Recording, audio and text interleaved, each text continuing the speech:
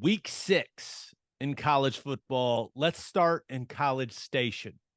Number 11 Alabama travels to take on Texas A&M. This will be the 2:30 game on CBS.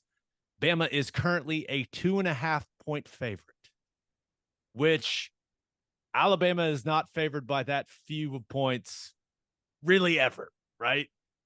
But I know it's early in the season. I know there's still a lot of games to be played, and there's going to be a whole lot of talent on the field there in College Station. But Ted, to me, this one feels like an SEC West elimination game, right? Mm-hmm. It does. Yeah, I think A&M has been, since that early loss, has been cruising along. Offense looks like it's starting to get out of the mud a little bit, and they're creating some yards and some points.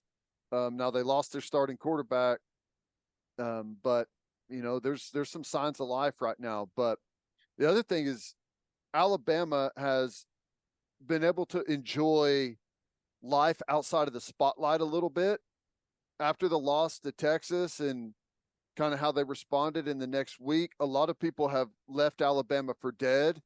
And in my opinion, from what I've seen, it looks like they've really started to improve week by week. I know. And I think, so when you look at what they're going to ask Jalen Milroe to do in this game, I really think it's going to be just, hey, man, take care of the ball. They're going to lean on the run game, right? They're going to let that massive O-line. That's going to be a hell of a battle. You talk about a bunch of big bodies going at it. That Bama O-line versus that A&M D-line, my goodness, that's going to be fun. But really, lean on the run game. They're going to take a couple of their vertical shots, right? Because that's what Milroe does best as a passer. Like, let that thing fly down the field and see if you can connect. But I think they're going to want him to throw it like 15 times in this game.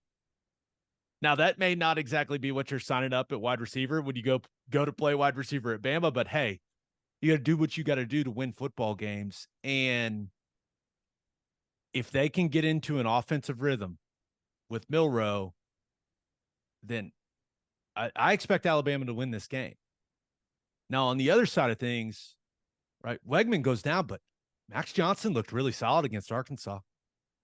He's a guy that's played a lot of ball. He's a veteran backup. But this Bama defense is a completely different animal than what he saw from the Hogs. So I like Alabama to win the game. Don't tell Texas A&M fans that's a really hard place to play. Maybe the most difficult place I ever played. But I'm expecting a really good football game between these two teams. Yeah, I am too.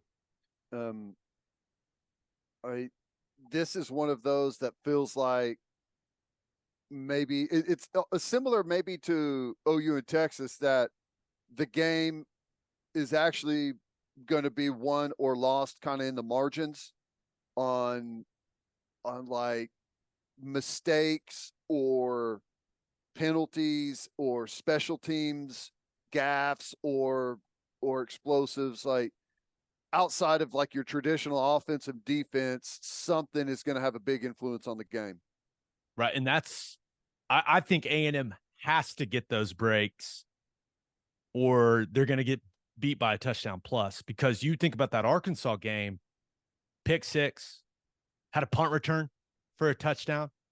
So I think I'm with you, man. I think the Aggies are going to have a few of those things happen for them to walk away with the win. But I don't think it's going to happen. I'm with you. I think Bama's getting a lot better week by week. I think Milroe, they're doing a better job offensively of building the offense around his skill set and not asking him to do too much. And let's not forget, in this stuff, I know it was 2 years ago, but last time Bama went down there, they got beat. Yeah. And Saban is bringing that up like, hey, we owe these guys one. So ton of talent on the field. Going to be fun to watch. I expect the Crimson Tide to win, though. Yeah. Nope. I agree. It does feel like A&M typically plays one of their best games of the year against Alabama, though, doesn't it? No doubt. There's something there, whether it's just they've circled it and that's the type of week of practice and effort that they get from everyone, or Jimbo Fisher's got a good understanding, and Nick Saban coached for him. So I don't know what it is, but they usually have a good game plan and get a lot out of their guys on this week. Is this the game that Jimbo Fisher undresses Bobby Petrino? We can Maybe, only hope. maybe, or the other way around. Bobby Petrino may go after Jimbo Fisher. Yeah, who knows? All right, the other game I wanted to hit, number 20 Kentucky traveling to take on number 1 Georgia. This will be 6 p.m. Central on ESPN. Georgia's a 14.5-point favorite. This is going, if you like physical football, this is the game for you. Man, that's a little surprised by that spread, right? That's a big number with the way that Kentucky just looked against Florida. I agree. I'm I'm just trying to figure out how bad Kentucky beats Georgia. I don't know if it's going Whoa. to be by a touchdown. I don't know if it's going to be by more than that. Yeah, I feel like they've got the wrong sign in front of that 14.5 for Georgia. Okay, let's not be ridiculous. But now we watched Ray Davis and Kentucky run through Florida's soul last weekend. And I don't think you can't out Georgia, right? Or we just haven't seen anyone do it over the last couple of years. They had a lot of success. Georgia gave up some stuff to Auburn last week in the running game, but yes, they did. It was perimeter stuff. And there were a lot of explosive QB runs. So I don't think Devin Leary's that type of guy that's just going to all of a sudden become a zone read guy, taking it around the edge and ripping off 20, 30-yard runs. But hey, you never know. This feels like it's just going to be a bar fight in between the tackles and may the tougher team win. It's going to be ugly. I can't wait. Yeah, I agree. I think I don't know.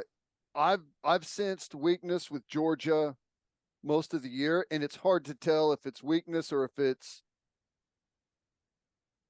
boredom. With how they have not looked good in their 2 SEC games, right? Right. They didn't look great against South Carolina, and they had to scratch and claw to come away with the win at Auburn last weekend. I mean, they're number 1. They should be number 1, but they have not looked like the dominant force that we've come to know there in Athens. Yeah. And I think Kentucky's a really good football team. And you can say what you want about Florida, and I understand that, but like that type of ass whipping against what's a pretty talented Florida team, just incredible. Now, they ain't going to do that to Georgia. Georgia's going to have way more fight than that, but I think they're going to have success running the ball. Georgia is, at least up to this point, maybe they're just sleepwalking, but this is not the same defense that we've seen from them, where it's an absolute choke you out, everything that you do. The defensive line is a group that you just cannot move, can't get through at all, can't protect. It does not look like that right now. So right. I'm taking Kentucky to go get the upset. Wow. No faith in Carson Beck? No. He made some big throws in that Auburn game. I got to imagine Mark Stoops is going to do everything in his power to have a plan for Brock Bowers, though. My goodness. It's weird to see a tight end take over a game like that, but that's exactly what he did last week against Auburn. The guy is just a production machine. You got to have a plan for him, right? I mean, come on. Make anyone else beat you. Make anyone else beat you. That's their bailout on everything. It's a good bailout. It's an amazing bailout. We don't have a whole lot going. Just let's chuck it up to the tight end. It's one of those things where it sucks whenever you're defending and playing against a player of that caliber, but it's also good because we know what we got to do this week to win the football game. That's have a plan for the tight end, unlike Auburn, who had no plan for the tight end, shockingly. Or maybe they did and didn't execute, but I didn't look good whenever, would he have 8 catches for almost 2 bills against him? It was wild. Dude was running wide open sometimes. I was just like, how does that happen? How? It I don't know. I don't know how stuff like that happens. You defensive guys, I just don't understand you sometimes. I I think Georgia wins the game.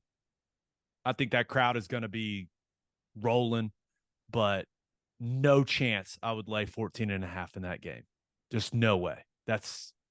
I just don't see Georgia dominating Kentucky like that. But maybe this is the first time where it's like, oh damn, Georgia looks like Georgia. Yeah. That could be the case here. Any other games that interest you? We've got K-State going to Stillwater on a Friday night. That game definitely interests me. I think K-State is going to dismantle Oklahoma State. Just going to go on the record. I everything says that. Everything says that. And it's like it's easily the most likely scenario. They've had a little time to get have they what's Will Howard like right now? How's his health? Is he back? He's good. He's back He's good. good. He played through the ankle in their last football game, the UCF game. They got a bye. He's been resting. I expect him to look healthy. Well, they should absolutely steamroll Oklahoma State. Everything says that. But I don't know, for whatever reason, I've got that little feeling that Oklahoma State is just, for whatever reason, going to show up. I can't quantify it. I can't explain it.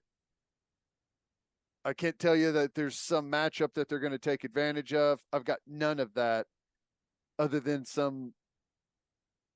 And maybe this is like the old Gundy that I'm expecting, and the new Oklahoma State just doesn't have that gear anymore. I don't know. Everything says that Kansas State's going to steamroll them, though. Just run the This football is the nonstop. game. Alan Bowman just lights it up. I don't think so. Give me K-State in that one. Notre Dame at Louisville. What's that? Number 10 Notre Dame at number 25 Louisville. Louisville's ranked. Hey, they're 5-0, but I don't think they're going to hold up at the line of scrimmage. And sorry, Jack Plummer. I don't think you and the Louisville offense are going to be able to do much against that Notre Dame defense. That Notre Dame defense they're legit, man. They're playing at a very high level.